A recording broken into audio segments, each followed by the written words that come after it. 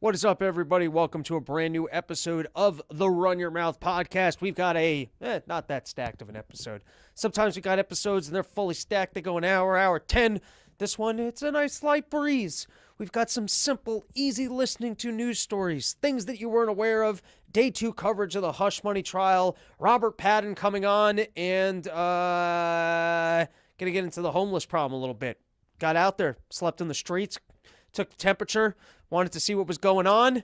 And before we do all that, guys, the intros are coming back. Thank you. I appreciate all the comments that I got from people who were like, where the fuck is my intro? I can't listen to this show anymore without the intro, and we'll be bringing them back. Probably not every episode, but starting next week, the intro will be back. In the meantime, let's talk about this Hush Money trial, which must be the loudest Hush Money payment ever. I mean, man, did that Hush Money payment backfire. The guy was trying to just pay it so that it would be a quiet situation, and then it turned into the loudest possible ordeal. Did he ever, for the life of him, think, man, I'm going to have to spend 3 months just sitting in a courtroom having to hear about this thing that I specifically spent money so that I wouldn't have to hear about? And that's what they're doing. They're tying this guy down, make sure that he has to be in court, really driving him nuts with his ADD little fidgety that he has to actually sit in court. He's not allowed to talk about what's going on. They just have to keep on shaming him. At this point, he probably should just come out. Here's all the other women that I slept with. I just want to make it clear, as this one came out, and this fat pig is disparaging my good name as she's no longer very good looking. I want everyone to know, firstly, Melania, still very hot, but here's all the other sluts that I've been sleeping with. Man, did that one backfire. But before we get into the Hush Money payment and the trial, I do have a friendly reminder to all the listeners of this show that space junk can fall down on you from space. So, if you were nervous about, other pandemics, not being able to get an appointment with your doctor, maybe your business is failing, maybe you actually are concerned about lightning, maybe you've been reading about Boeing planes and how doors are just coming off of Boeing planes. So it's just a reminder that, not only do you have to bring your own duct tape now when you go to the airport to make sure that the plane doors are actually sealed, but you got to be pretty careful these days to make sure that flying hunks of junk don't just fall onto your house. And this is supposed to be the best in government, the people that end up becoming the rocket engineers. That used to be the old joke. What are you, some kind of rocket scientist? But even the best of the best, the people out in space, there was some construction worker forgot to put up the scaffolding, took something off of the International Space Station, and it fell onto someone's home in Florida. Did you guys even know that things could get through the atmosphere without burning up alive? Well, apparently NASA didn't know that either. And so that's why you get to listen to shows like this to find out about the fact that flying heaps of junk in space can actually fall into your home, and NASA might not refuse to pay for it. Here we go. A hunk of space junk crashed through his roof in Florida. Who should pay to fix it? It's always in Florida. Even when it's shit that's falling down from space, if something chaotic happens, it's always in Florida. But here you go. It's a real news story. The European Space Agency had warned that the batteries and pallet would re-enter the atmosphere in the early afternoon of March 8th. Tero's house was hit that day shortly after 2:30 p.m. Eastern. The location of re-entry was predicted by the 18th Space Defense Squadron to be in the Gulf of Mexico, but they're in the government, and sometimes they just get their math wrong. And then you end up with things that are falling on your house. Next story is calls for tuition refunds as Columbia moves to hybrid classes for rest of semester in wake of anti-Israel protests, which that's got to be the Jewiest response. You turn around and you're like, I couldn't go to the last 2 classes of the semester. I demand a refund. And listen, I side with the Jews on this one. These kids are just occupying the campus. We probably have to forcibly remove them. We can't have these occupiers just taking over the campus. I agree with these kids. That's like you ate the whole cake and then you realize it didn't taste too good because you didn't get that last class. That's like the icing. And so you're going to need a refund at that point. Flyers may soon get a break over canceled flight, including instant refunds thanks to new DOT rules. Guys, I have mixed feelings about this because I'm pretty sure this is going to be the end of Spirit Airlines. Spirit Airlines, they were running a racket where they didn't even run an airline. They pretended like they ran an airline. They would sell you tickets that they could get you to the airport, frustrate you, and get you to purchase overpriced drinks. And if you're one of these people that refuses to drink, maybe what you can do is take a NyQuil, get on the plane that's not flying anywhere, and then wake up 4 hours later, still on that place, still on the tarmac, and then as you build up your rage, that's what Spirit's currency was. Spirit's currency was harvesting your evil energy. And now they're getting put out of business by the United States government. And I don't know how I feel about this because, I'm concerned that if they get rid of all the junk fees and they get rid of the ability of these evil people to bring you to the airport, not put you on a flight, not actually send you anywhere, where are all these flyers going to go? Are they going to start moving over to the Delta Airlines and ramping up my travel costs? Because that's what's going to end up happening. You're going to have Frontier. You're going to have all of these discount airlines. They're going to start shutting down. And then all your rookie flyers that used to go to Google and go, oh, look, that's a cheaper ticket, getting scammed every time. Every single time these people, your amateur flyers, they went to Google and they're like, oh, look, Spirit's got an airline, $50. You think it's $50 because they're harvesting your energy. You think you're going to be on a flight until they keep your bag. Or you're going to find out that they charge you to deposit your bag, not go anywhere, and then they keep it for a month just because they're not going to let you out of their grips. Once they have you frustrated, it's points on the board for them in terms of collecting and harvesting your evil energy. And anyways, I'm concerned at this point because I've migrated over. Everyone who listens to this show, you guys get the inside scoop. Other people don't know that they have to be aware of space junk coming down from the sky and potentially flattening their homes. But you're going to be ready for that kind of thing. And you guys also knew, because you listen to this show, not to be flying Spirit or Frontier Airlines. What's going to happen when they get rid of all the junk fees and then the tickets over there just cost the exact same as the tickets on the other airlines, and everyone else wants to fly the other airlines, and then all the ticket prices go up. And speaking of missed baggage, guys, man, I had a victory for laziness. Shame on Delta and their customer service that I put in an effort to retrieve that bag and the people that took my customer service calls. And by the way, in the future, I will start taping my customer service calls. It's a good segment for this show. Man, do I get after it with these people. And, referring me to this airline, referring me to that airline. Actually went to try and pick up the baggage, gave up. And then finally I got an email today. They're going to ship it for free. So laziness for the win. Delta Airlines once again for the win. And we're going to have to see how this one actually shakes out into the market. As Biden gets rid of the surprise junk fees. I approve of that, but I'm just wondering what's going to actually happen when Spirit and Frontier can't run their airlines, and then all the people that liked flying the other airlines then have to contend with all of this stuff. As I continue to give you guys tips for better living, it turns out that masturbation can lower prostate cancer, and, I feel like I just knew that. I feel like if there was one thing intuitively I just understood, it was for some reason the white substance that's inside of you needs to be removed on a nearly daily basis. As a younger man, sometimes 3 or 4 times a day. As you start aging, it becomes more of like just an end of the day so you can actually fall asleep type deal. But I had intuitive understanding that for some reason, God loaded your innards with a white substance that needs to be removed from your body on a daily basis. And it turns out the science is on my side. Once science comes around to the fact that cookies are good for you too, then I really will have been living the future and celebrated being right. I mean, think about all these topics and information I pulled out of my ass and was just right about. Maybe that shrink I talked about in a previous episode was right about just follow your instincts. Maybe being home, eating cookies, and jerking off is actually the pathway to better health. Maybe that's how you become the first person to live 200 years. In the future, they find you and they're like, how did you do it? And you're like, I jerked off a lot. And I stayed home, I didn't work, I ate cookies, and I didn't let anything get to me.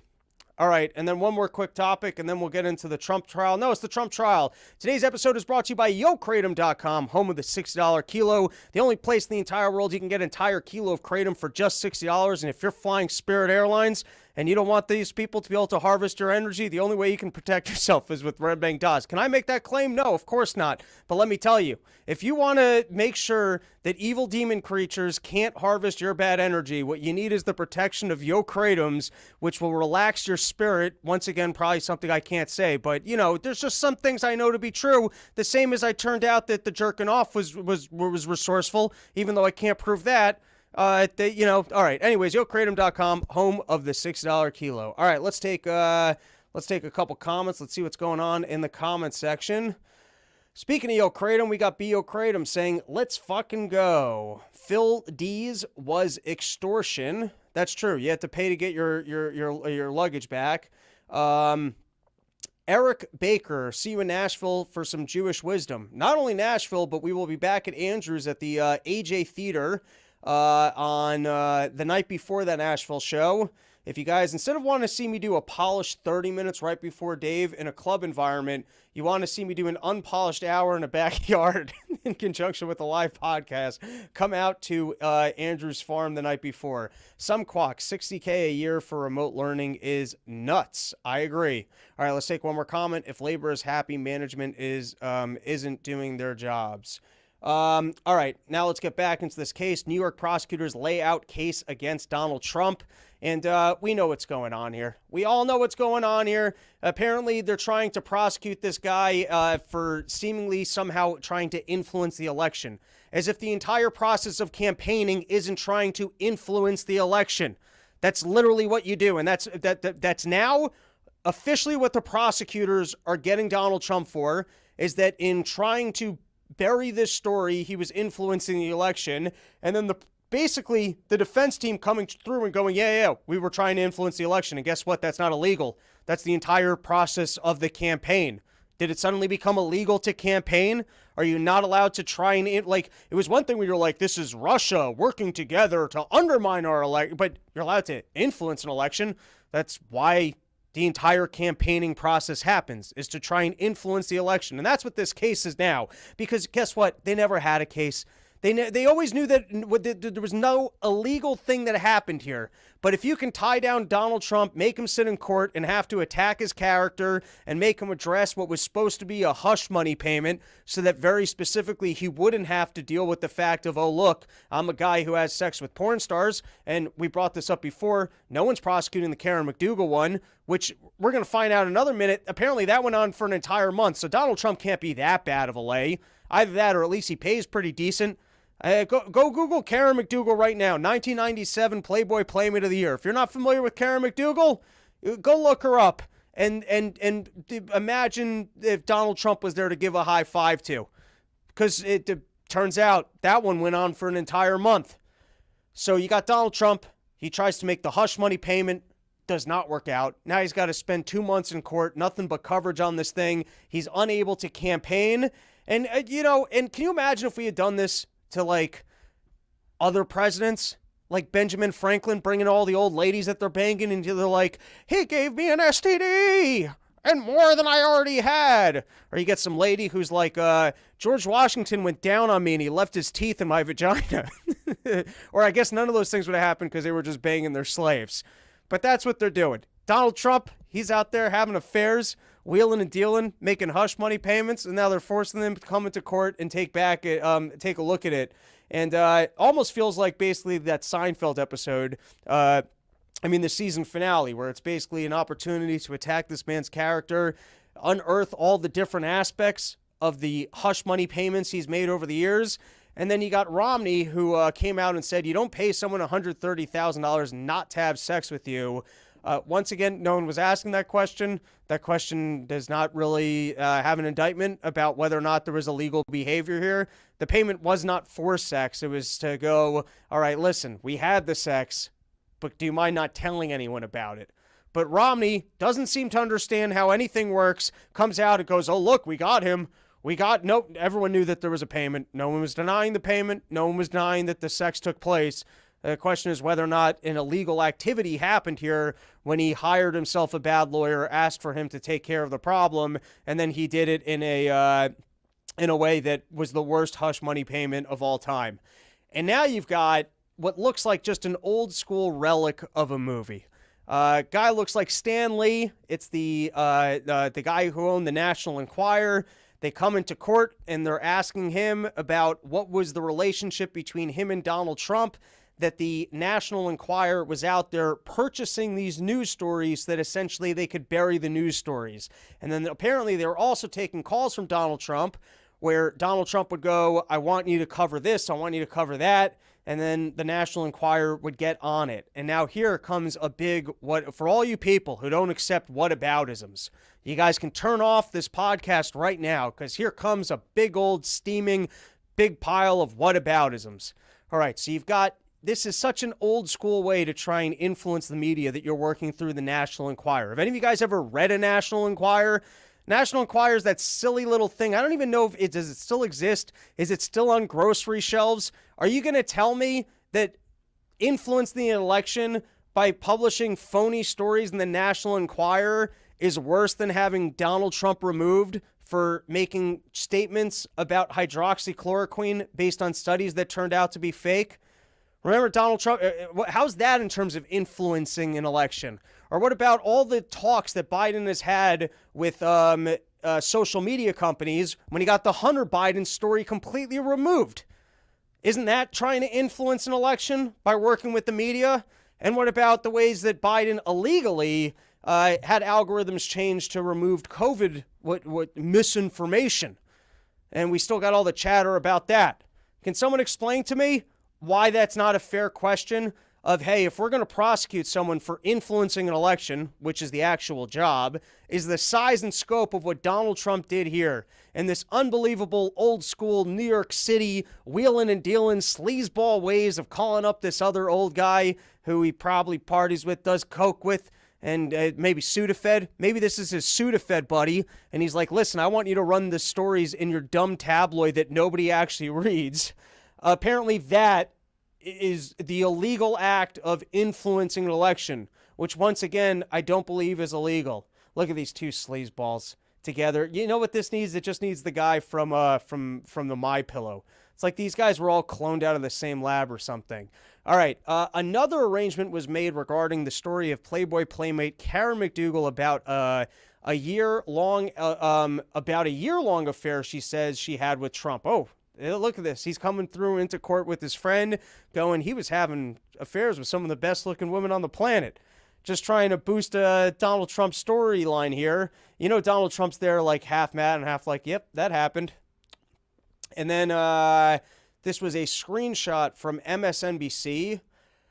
Michael Cohen would call and say, we would like for you to run a negative article on, let's say, for argument's sake, on Ted Cruz. Then he would send me information about Ted Cruz or about Ben Carson or about Marco Rubio. That was the basis of our story, and then we would embellish it from there.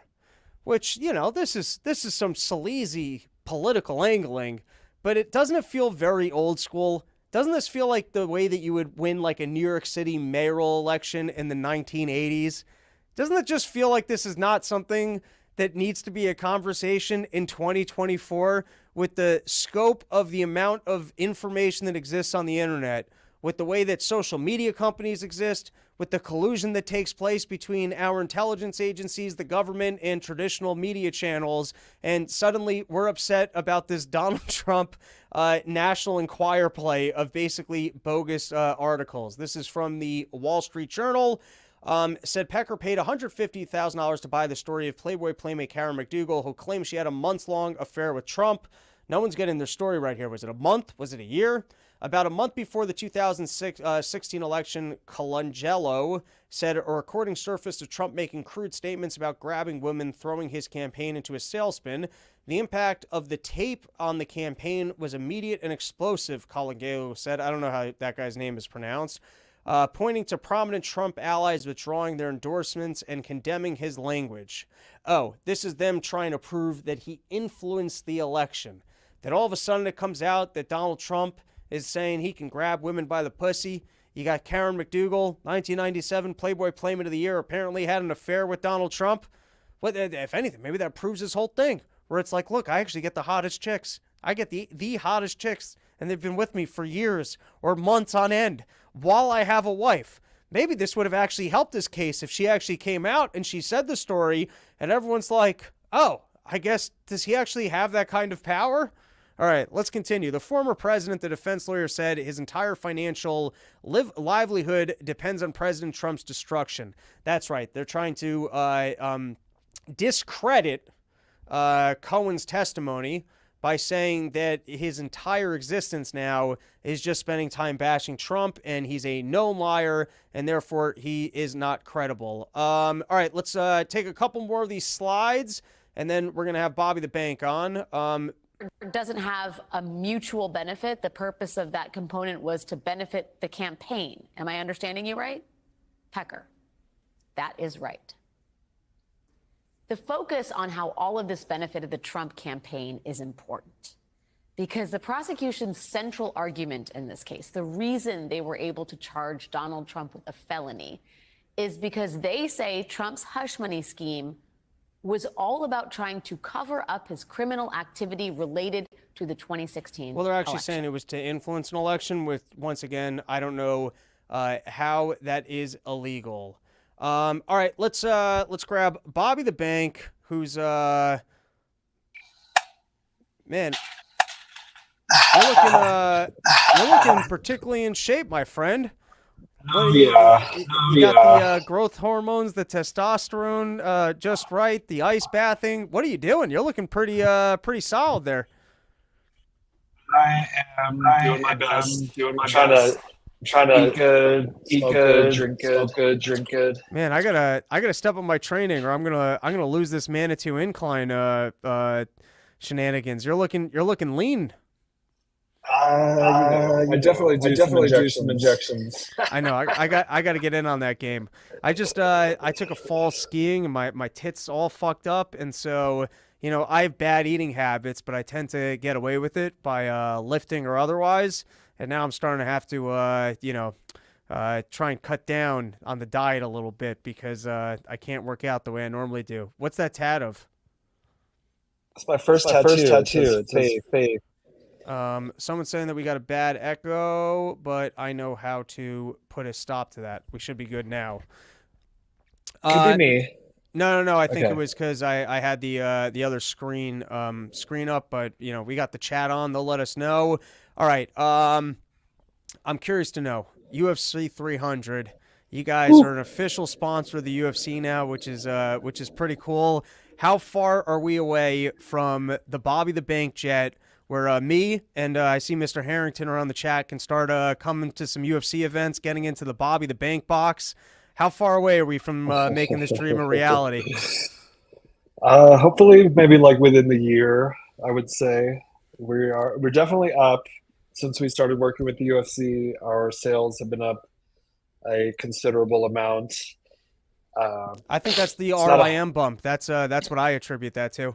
Oh, that's what it is. I think it's like a combination of the two, because what happens, they see us in the octagon, they see us in the main event type, but there was a couple of viral scenarios that happened at 300 where Pereira knocked out Hill, Holloway knocked out Gaethje, Garbrandt got choked out by Figueiredo. There were so many moments where we were in the background, and there's like highlights. We even have a GIF on Twitter X where Pereira's like doing his thing, and we're in the background. So now we're in a GIF, which is cool. We're breaking through the whatever, like all the riffraff and whatnot.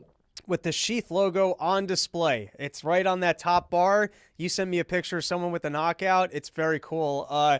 Now that you're working with UFC, I know that in the past you even put out a good song recently with a Donald Cerrone promotion. Have you been able to interact with more fighters? Are you getting more like rolling up to the gym with some product and hanging out with people? I mean, I hang out with some people. I'm going to some fights with this guy, Basil Hafez, which you guys may or may not have heard of. He's going to be fighting in 302. We're going to go to this, like, it's called Sparta Fighting. And he's like, I got to introduce you to the owner.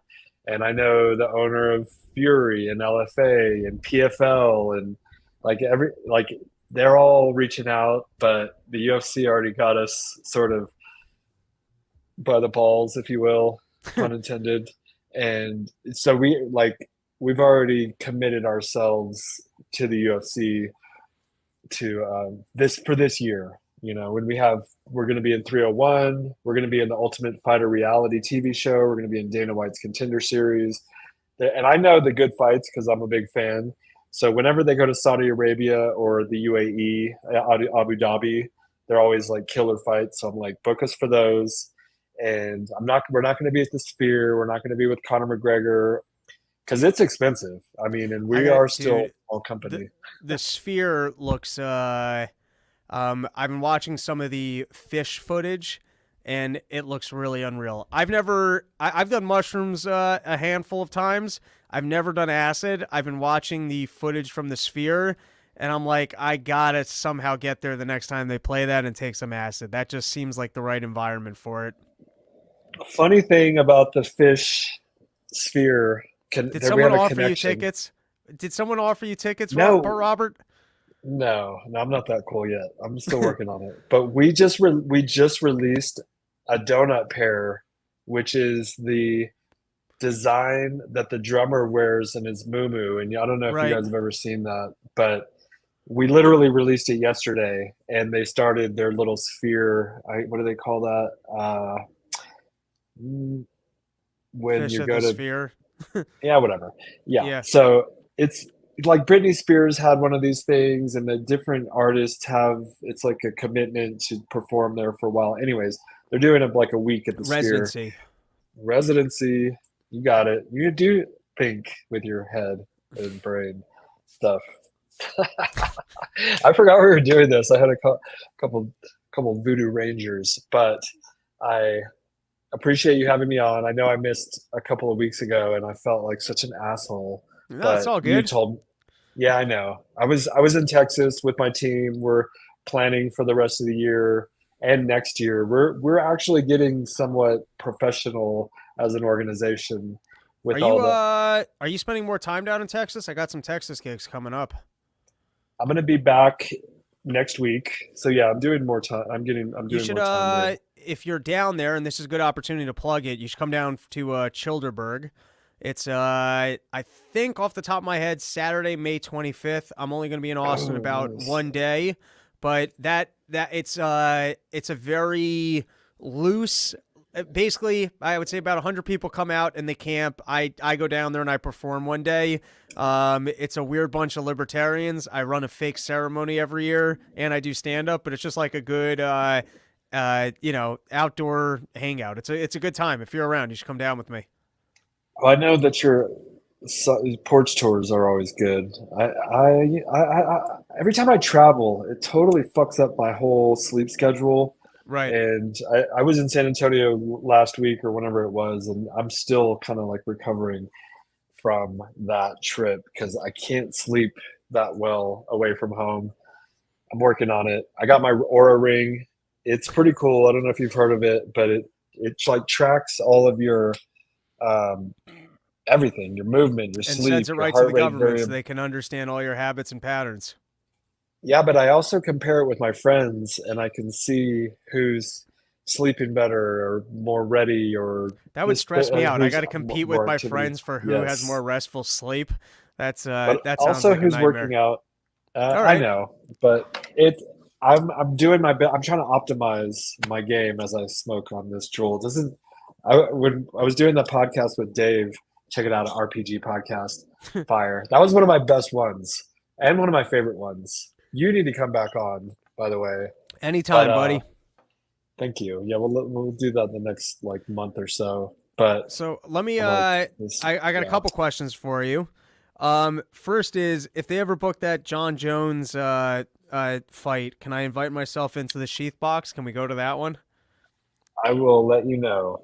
All right, fair enough. I'm just Fair kidding. enough. It's not. I'm not that cool. There's a lot of sponsors, Right. and they are really cool with us, and they'll let us like show up whenever. But there is a limit, Yeah. and No, I get that. so So I didn't yeah. make the list. Fair enough. Next question I got for you is what are the new summer lines? I got the 420 pair. It was displayed out on Skanks the other day. I lucked out. I did a segment recently. I left a bag at the airport and lost about a week's supply of sheets. I was like, I'm gonna have to hit up Bobby the Mm, bank to get some replenishment. But Delta has located my bag and will be sending it to me. What's new and in stock for summer? I know you got the high end bamboos. I know you got the. I like the long ones. That's what I like. I like the ones that the like long ones. the ones that like nearly go to the knee. Yeah. So we just released the donut pair, which is like not a parody, but like a spinoff of the Fish band design of the drummer. You have to check it out. We have this new Flower of Life that's coming out in about 2 weeks that is so fire because we have a women's matching set, and we're really thinking that this is going to be one of our best sellers. As always, the black, anything black is our number one seller. We just released the Malice pair, your best former friend, Michael Malice. It's a box fish, but you can't really tell what it is. It looks like eclipses. It looks like planets in the solar system. Let's see. We just released a chest pair. Need long legs for girls, please. So the donut pair that we just released has a boxer brief for women, and it's a longer leg. It's like 5 inches as opposed to like a 3-inch boxer brief. So check that out. We have a promo code. I think I don't know what it is. RYM? RYM, yes. There you And go. we also have a promo going on right now that's like 35% off, and you can stack it. So you There get you like go. almost 55% Oh, off. wow. I should actually go do that. Yeah. Okay, before I let you go, sometimes, you're working, you got the magic dust right now. You got the mojo. You're working with the UFC. You're slinging some product. Greatest underwear that's ever graced the balls of man. You're improving people's lives by preventing summer chafing and keeping everything cool, calm, and collected. Can you give us some business tips as we all? I need it. I've been losing my mind trying to work on the finicky details of a porch tour, trying to get my links up. I find I'm trying to explore new partnerships. I'm trying to get some merch going. I got all sorts of things that are outside of my immediate lane of just trying to write the jokes and being funny. So where's the motivational tips? Motivational tips. Okay, so number one, look at everything with love. You want to look at the world with the rose-colored glasses. Your job, everything is surrounded by. You're going to wake up with a feeling of love in your heart, and that can be worked on and so forth. But more importantly, probably, is just persistence. If you don't quit, you will succeed. There's this. I was reading the story about the bulls in Spain. They would get tested by the Colosseums or whatever, and what they would do is they would test the bulls by seeing how willing they were to get pricked by the matador. So they run to the matador pricks them with a little spear, and probably a bigger spear, and if they're willing to continue going to the matador even though they've been pricked with the spear, they ranked higher by the judges in terms of being able to go in front of a crowd or whatever. And the point of the story is, if you're willing to get pricked by the spear, You can get killed in front of an audience. And you treat every day like you're the bull and you're going to get pricked by the spear.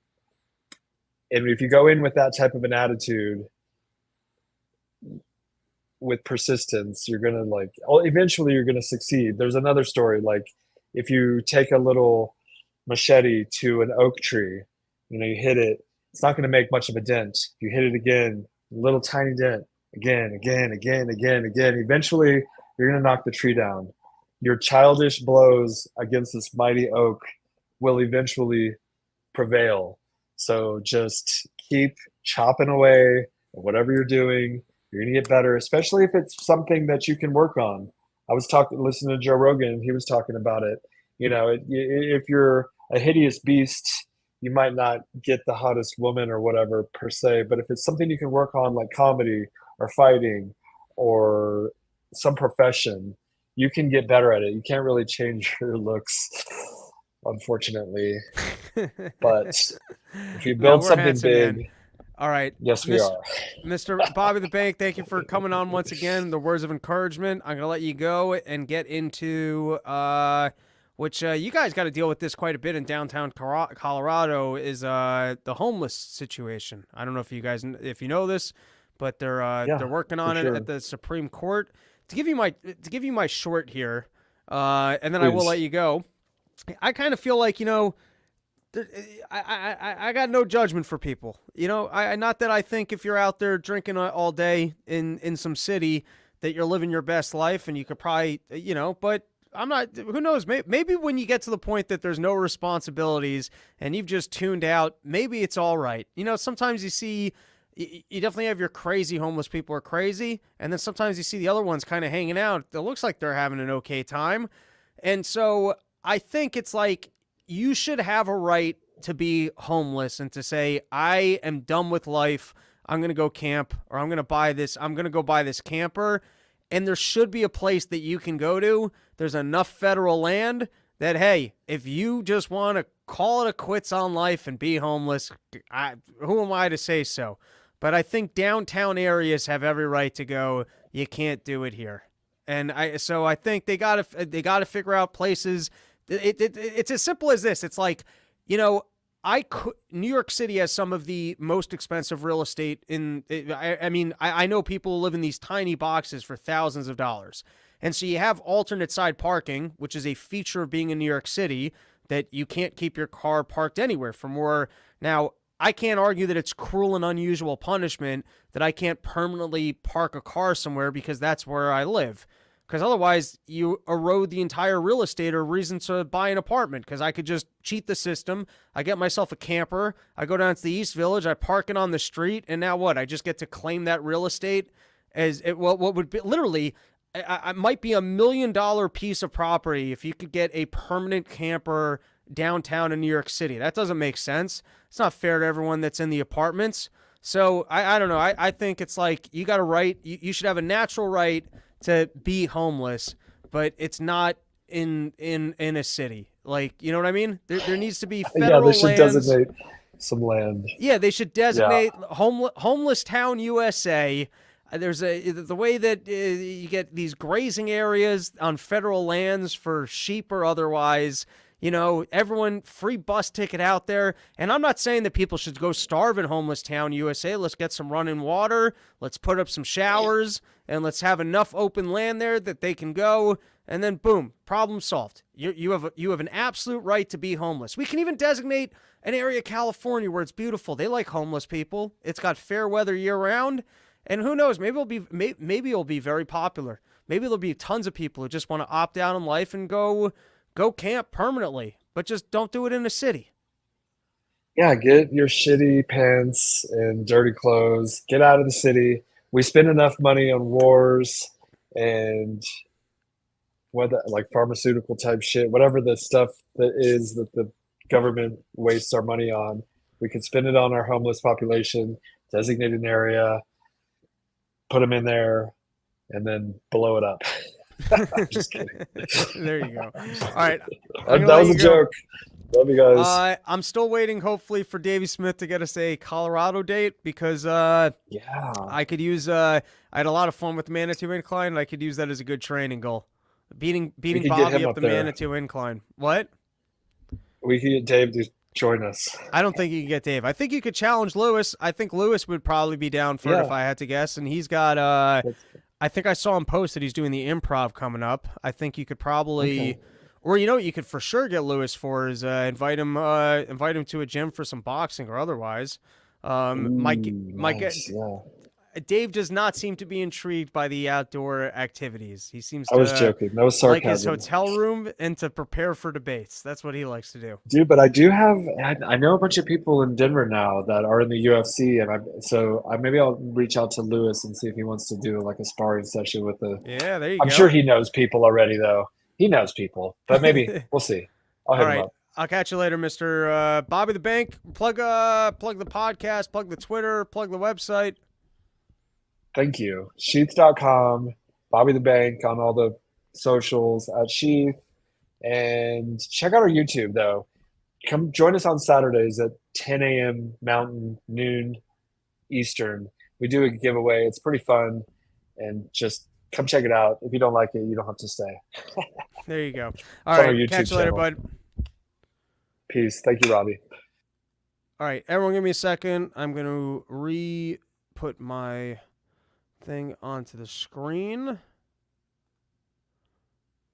All right, so I'm going to play a little bit of this coverage from PBS about homeless population out in a very remote area, which I think kind of speaks to what I was saying of Because I'm listening to the Supreme Court thing, and some of the arguments are fascinating and also tragic, because I do think you should have some sort of a natural right to decide you don't like, at some point, does there always need to be a taskmaster above you that tells you, well, no, you cannot exist here unless you have a place that you're going to sleep at night, and you're not allowed to be here without your oven. You're not allowed to be here with your this. You can't sleep here without. But then on the same note, the same way I don't want someone right outside of my apartment, or if you owned your house, you don't want someone eroding the value of your house. At the core, we should all be able to get together and go, hey, we want to have a nice downtown area.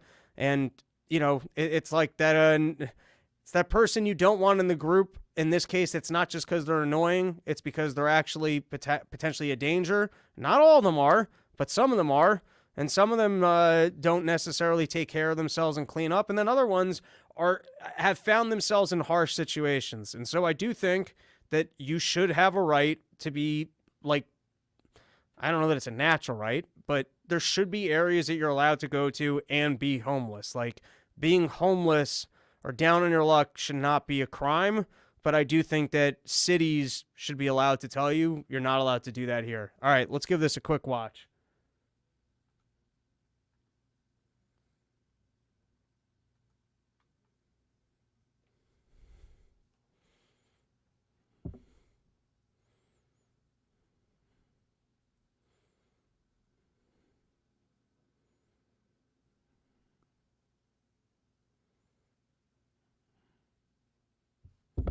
Someone's telling me no clip sound.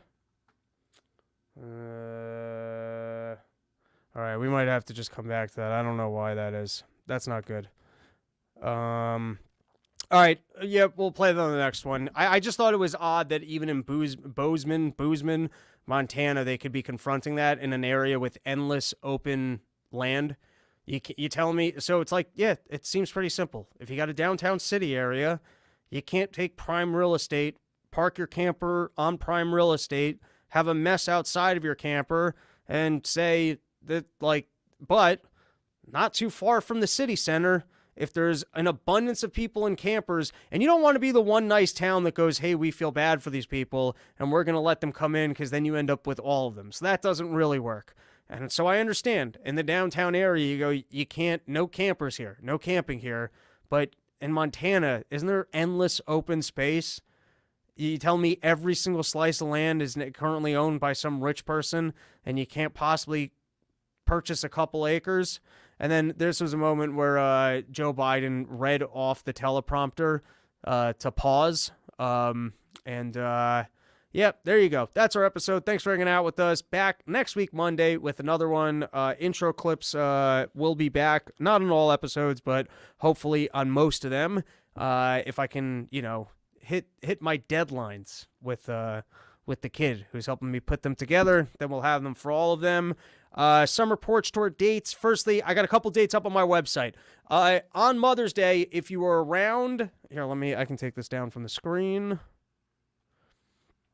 On Mother's Day, if you're around New York City, I will be at Old Man Hustle. It's the only club in the city I work these days. They get me up a couple nights a week. I'm able to work on new stuff. This is the only New York City gig I will be putting together probably all the way until next year. I got about 20 minutes of new material that I've been working on, putting together for the porch tour. Come hang out for that. Going to be putting up some of my favorite New York City comics.